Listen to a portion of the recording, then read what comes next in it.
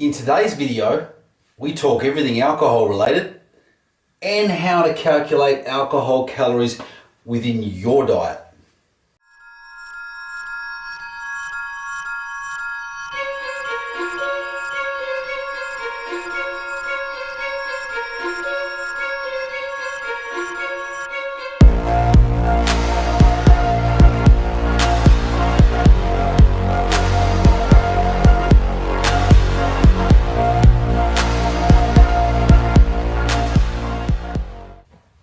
Now, the all-important subject of calculating alcohol within your diet plan. Now, this is back and I thought I'd do a revamped version due to popular demand because in the end of the day, alcohol and food is a huge part of social gatherings, as we all know, and it can be a huge reason why a lot of people, when attempting a dieting period, tend to fall off the wagon due to their lack of understanding of how to read alcohol calories or understand how to manipulate them within their particular or chosen diet plan. Now, we all know, or you're about to, is there's 4 calories per gram of protein and carbohydrates and 9 calories per gram of fat.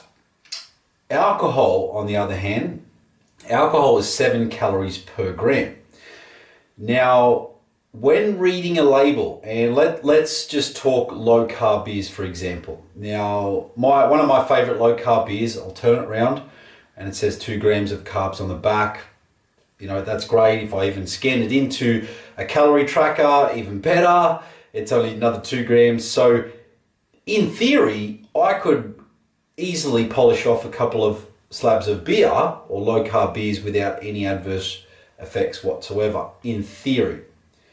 That would be fantastic because I am, if you do know me, I am the ultimate foodie and I love a beer on the weekend. So you need to be a little bit more understanding as far as labeling regulations and what to look for. So I've done up a little board here for you all because, again, I know many of you are visual as far as calculations and understanding what I'm about to talk about. Can you drink alcohol on a social basis, on a regular basis each weekend and still get progress? Well, I believe yes, and as everyone says, in moderation. So it's a bit different if you're planning a big night out every single weekend and get home 3, 4 in the morning or whatever it may be. And there's a difference between having a few drinks as to going all night and really giving it a good run for its money. So alcohol, again, yes, I believe, and I have myself in the off season or improvement season been able to consume alcohol on a weekly or a weekend basis and still get progress. Absolutely no problems at all. But it's understanding it and calculating it and equating it for the amount of calories that are in there and how much food or how much calories that's going to take out of your normal day of eating. So I'm going to explain this, and hopefully this gives you guys a lot more clarity on how to calculate alcohol and how you can put it on the weekend or on a special or a particular event or day, because in the end of the day, a good diet plan is one you can stick to. So having more understanding of calories and how you can manipulate them to make sure there's no spillover effect or huge influx of calories is going to make a big difference in relation to maintaining or dropping weight, or that continual weight fluctuation every weekend, which a lot of us experience. So let's have a look at our board here. We've got low carb beers, all right, glass of wine. I've also put a medium glass of wine because everyone's glass of wine obviously is calculated differently, and a large glass of wine, and also one of my favorites, the Asahi beers. So how is best to calculate how much food you're going to take out of your daily food intake? Is the easiest way to do this is find out what the total calories are on the back of the label. Now, this will be very misleading if you're just scanning things in and you're just counting just macros, because it won't show alcohol calories, or the amount of alcohol calories in there. So let's do the first calculation, for instance. It's 99 calories for the low carb beer that I'm talking about, but let's round it off to 100 calories. Now, 100 calories, you can either divide it by 4 to get the total amount of carbs being 25 grams of carbs, all right, in your low carb beer, 25 grams of carbs per beer that we've got to account for. Or if you are consuming rather high fats within everyone's different, there's so many variables, or it's roughly around 11 grams of fat if you divided that 100 calories by 9, roughly. Let's round it off at 11 grams of fat. So, in theory, let's say you are consuming 200 grams of carbohydrates a day and you wanted 4 beers. Okay, how is best? This is what I advise, and is my advice for my clients, is let's just say, for example, we're going to take it out of carbohydrates, daily carb intake. And this person is on a 200 grams of carbs a day macro diet. So 100 divided by 4 is 25 grams. We want 4 beers. So there's 100 grams of carbs that you have to take out of your daily total to make sure that we can have those 4 beers, let's just say on Friday night. So what that means, protein, of course, we can keep it the same. Fats, we can keep it the same. But throughout that whole day, to make sure that you can account for those 4 beers at 100 calories each, which we've taken out, 25 grams of carbs, you can safely have those 4 beers and enjoy them, and calories will remain the same for the day. The problem is that if you eat all of your food for that day and your calories are relatively low, let's just again talk about this person, for instance, who's consuming the 200 grams a day of carbohydrates. If they eat their normal food all day and then have their 4 beers over and above, that's 400 calories over and above their normal calorie intake. And just say, for example, they're in a fat loss or weight loss plan, that's going to have a bit of an impact there. And let's just say this person had a weekend blowout and they had 12 beers. But what is normally accompanied with plenty of alcohol is all those foods that you crave, especially when under the influence, inhibitions tend to drop and you're more likely to give in to temptation as well. So that yummy food, the KFC, the HJs, the dessert tends to come into the equation again. And when someone is on low food, you also must understand that your body is primed for fat storage. So those who think that, oh, it's just fluid, it's just water weight, yeah, there might be a little bit there, but your body's ability to store fat is amplified tremendously when on low calories. So you can see the importance of understanding and allocating calories for alcohol if that's what you choose to do within your health and fitness program. Now, let's talk for those wine drinkers. 125 mils, which is a small glass of wine, which I know many of you, it will definitely not be this case. And I'm definitely speaking for the majority of you here, but let's say small glass of wine.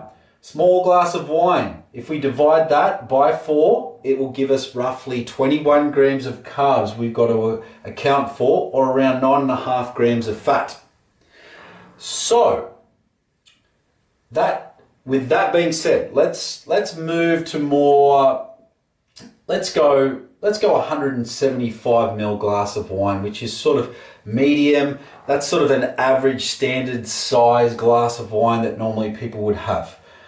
That's 30 grams of carbs. If you divide 120 calories, which is a medium sized glass of wine, if you divide 120 calories by 4, you'll get roughly 21 grams of carbs you've got to account for that one glass. Or if you're taking it out of fats, for those who want to take it from their fats, you've got to account for roughly 9.5 grams of fat. So, When talking low calories, women, let's say we have a woman on 150 grams of carbs a day in a fat loss phase, but likes to drink every single weekend. 3 medium glasses of wine. Let's say we're going to take it from carbohydrates, and this woman is on 150 grams of carbs a day. And she has 3 glasses of wine at 30 grams of carbs we're going to count for within this. At 150 grams of carbs a day, we've got to take 90 grams of carbs, because obviously we take the total carbs here and times it by 3. That's 90 grams of carbs we've got to take off the 150, which leaves 60 grams of carbohydrates that woman needs to consume all day to account for her 3 medium glasses of wine. What happens when someone does not follow that process, is on very low calories, consumes their 3 glasses of wine, followed by garlic bread, pizza, dessert, and their 3 glasses there, you do the math as far as calorie influx. When taking that into the equation, this seems to be one of the biggest mistakes people make when they think that all week they've been going tremendously well, but it's fine for that night or that evening that I can have my glass, basically anything you want. I can have all the alcohol I want, all the food I want, and you see the weight fluctuations galore as far as that is concerned. So what you need to understand is, if you are on low calories, you've got a little bit less room to move. Is it going to be forever? Absolutely not, because in a dieting period, again, we coach and recommend that people slowly bring their calories up over time. There is a process, there is a method with it, but it's not in calorie restriction or in a dieting phase altogether. I speak from experience from the men and women that I have coached over the years, getting them through not only social events, weddings, bucks, hens, you name it. Through this method on calculating alcohol calories, you can certainly understand on higher food, you've definitely got a lot more flexibility and room to move. I've got some men and women on 300-400 grams plus in carbohydrates a day and a reasonably high fat target as well. So when you start doing the math and the calculation, it's not really that bad as far as having to shift a couple of 100 grams of carbohydrates to have a drink every weekend. So, in summary, can you still consume alcohol and train in a fat loss phase and get progress? Absolutely. All within reason though, and all within a calculated game plan as such.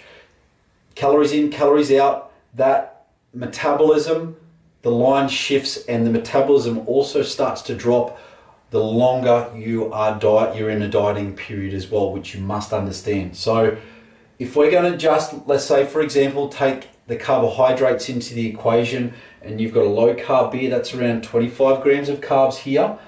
For this one, my Asahi beers, this was why for me that I was able to consume a couple of schooners of Asahi, or in a 330ml bottle of Asahi, there's around 35 to 38 grams of carbs I've got to equate for.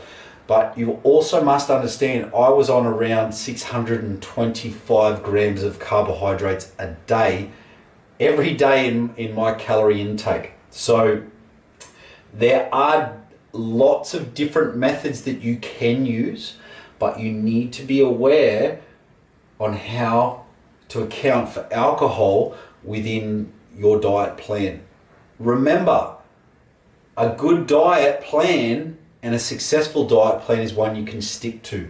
So by you having understanding of the total calories and how to manipulate your calories within your selected diet plan, and you can stick to it, you can adhere to it, you have understanding of how to swap those calories around based on what you're going to consume, but just also understand those who are on very low calories and choose to drink in the process, it is very, very difficult as far as room to move, because obviously the calorie intake with just a few drinks can really skyrocket as well.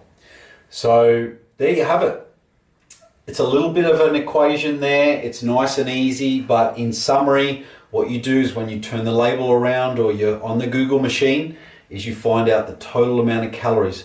And for you, it's totally up to you whether you want to take those calories from carbohydrates or you want to take those calories from fat.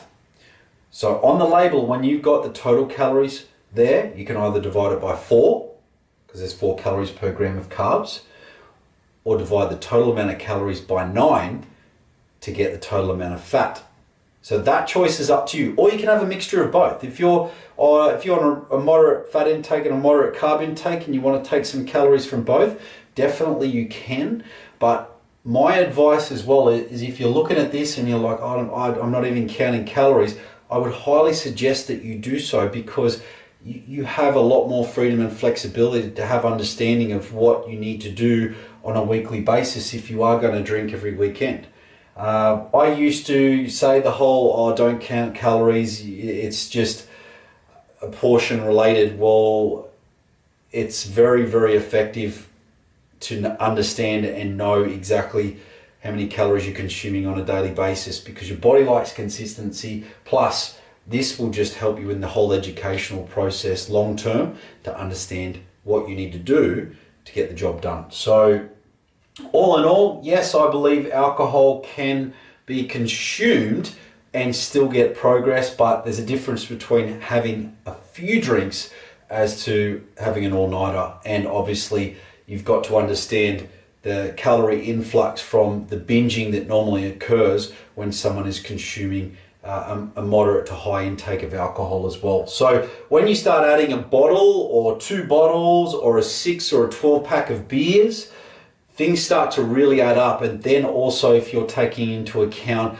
the amount of calories consumed with certain cheat foods or cheat evenings, it all makes sense as to why some people are having a very, very difficult time trying to drop body fat and get progress in the meantime, because it doesn't matter if you're great 99% of the time. If you're really letting loose for that 2 to 4 hour period as far as binge eating and alcohol, it all adds up and it will more than cater for the deficit that you've worked so hard for all week. So my advice is to think twice, be a bit more calculated and understanding about the decision you make when consuming alcohol or other foods on the weekend. Yes, it can be done, but also remember, you're not going to be in a deprived calorie deficit for too long. It's always recommended that you repair the metabolism and set yourself up for dieting once again. So guys, I really hope that helped.